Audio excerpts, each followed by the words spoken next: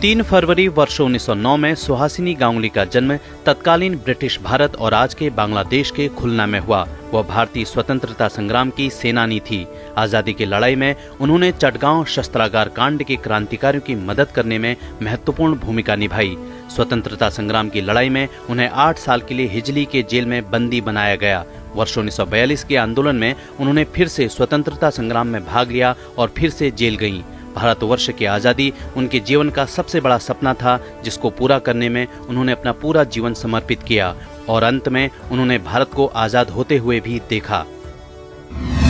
3 फरवरी वर्ष 1925 में भारत की पहली बिजली संचालित ट्रेन सेवा मुंबई से कुर्ला के बीच शुरू हुई। यह ट्रेन सेवा भारत ही नहीं बल्कि एशिया की पहली विद्युत ट्रेन थी। तत्कालीन गवर्नर लेडी विल्सन ने हरी झंडी दिखाकर कुर्ला के लिए पहली विद्युत ट्रेन को रवाना किया। इस ट्रेन को प्लेटफॉर्म नंबर 2 से रवाना किया गया।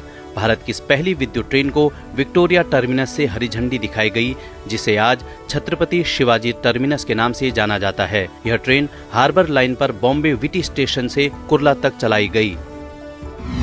3 फरवरी वर्ष 1966 में सोवियत संघ द्वारा लूना 9 को सफलतापूर्वक चांद पर उतारा गया। इस अंतरिक्ष यान को मोलेनिया M रॉकेट द्वारा लॉन्च किया गया। इसका प्राथमिक लक्ष्य चंद्रमा पर सॉफ्ट लैंडिंग की तकनीक को प्रदर्शित करना था। यह पहली बार था जब रूस ने चांद पर एक अंतरिक्ष यान को नियंत्रित ढंग से उतारा।